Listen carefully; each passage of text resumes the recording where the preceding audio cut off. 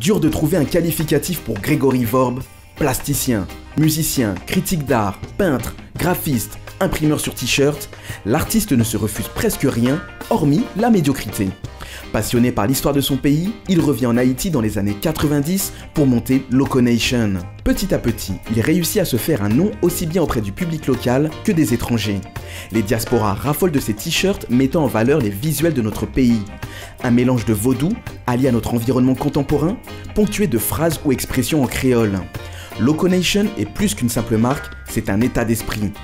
Nous retrouvons Grégory dans son atelier situé à La Boule, un laboratoire rempli de machines d'impression, peintures de toutes les couleurs, maillots vierges, prêtes à être imprimés.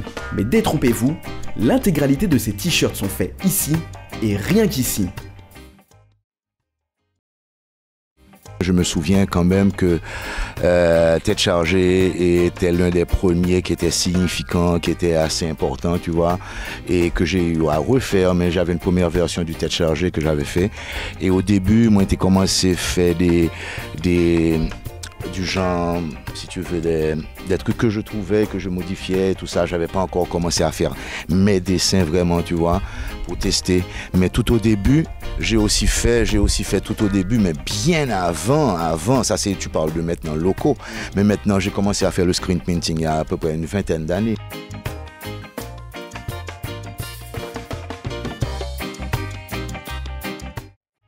Mon cher, je dois te dire que j'ai fait des études en art graphique et depuis le début, ça m'a toujours intéressé de faire des t-shirts. Ça veut dire que j'avais des trucs en tête, tribal wear, des trucs comme si je pouvais associer, si tu veux, des techniques primitives, tu vois, à une atmosphère un peu moderne sur les gens. Tu vois, c'est déjà une vingtaine d'années parce que j'ai toujours été intéressé dans les cultures indigènes et tout ça, même à travers ma musique, les instruments que j'utilise.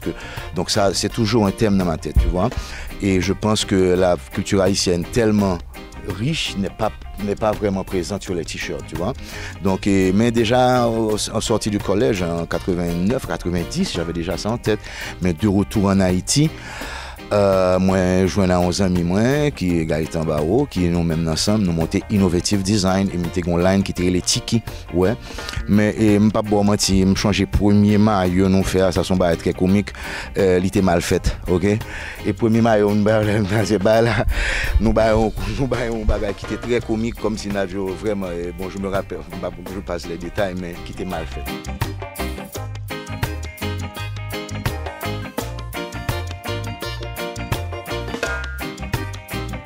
Grégory Vorb, c'est aussi un passionné de musique du monde. Et lorsque je lui parle du chanteur français Bernard Lavilliers, lui aussi fou amoureux d'Haïti, voici sa réponse. On s'est rencontrés de manière très, tu vois, à travers Laurie, une amie qui vendait aussi mes toiles, qui était un agent pour moi, et qui fait Simbi, qui fait habit Simbi, tu vois, voilà. C'est elle qui fait Simbi, tu vois, donc voilà, quelqu'un d'autre que tu devrais interviewer. Voilà, et puis voilà, et Bernard Lavilliers entré en Haïti, il a voulu faire un projet sur Haïti. Après le 12 janvier, et puis on s'est rencontrés naturellement après une soirée et tout ça. Et en jouant un de mes instruments favoris, le berimbau brésilien, il m'a approché, il m'a dit, mais tu sais comment tu as appris à jouer? Et puis on s'est lié d'amitié un peu comme ça, et puis c'était naturel. Et puis le lendemain, il était en studio à la maison, il a fait une chanson qui s'appelle Tête Chargée. C'est chargé dans ma tête entre l'homme et la bête, l'art et tout ça. Donc il a été inspiré par, je pense, un peu mon studio et le maillot Tête Chargée lui-même.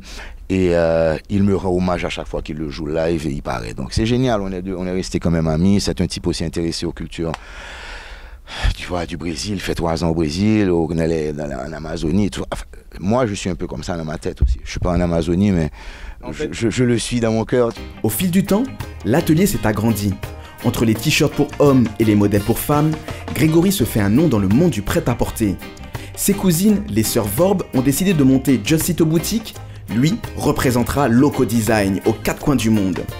Aidé par une équipe de collaborateurs, l'entreprise devient petit à petit une vraie manufacture à taille humaine. Certaines rencontres l'ont marqué dans sa vie d'artiste, comme la venue d'Angela Davis. Cet activiste, membre des Black Panthers, était au pays dans le cadre d'une conférence. Grégory se rappelle encore ce jour mythique. Bon, moi, j'ai aussi une image visuelle aussi, tu vois, d'une activiste, tu vois, noire des années 60, 70 et qui était une icône parce que elle avait un afro, tu vois, gros comme ça et qui était représenté sur les t-shirts. Même visuellement, c'était quelqu'un, Black Panthers et tout ça, ça doit dire quelque chose aux Haïtiens, tu vois, bien que l'entrée ici, c'est pas un peu le monde que tu connais, il y avait surtout une diaspora antillaise de la Caraïbe qui était là pour la conférence de Caribbean Studies Association, qui est un big thing. Imagine, on t'a combat comme ça chaque mois dans le pays. C'était un tourisme culturel, tu vois. Et Haïti représente beaucoup pour cette communauté, tu vois. Et vraiment, c'est la première fois qu'elle entre en Haïti. C'est un gros bagage, ni pour lui, ni pour nous. Ouais, et bon, j'ai eu à faire une série limitée de t-shirts, mais vraiment, c'était locaux qui avaient fait ça pour quelques personnes. Tu vois, on n'a pas fait $1 dessus, tu vois.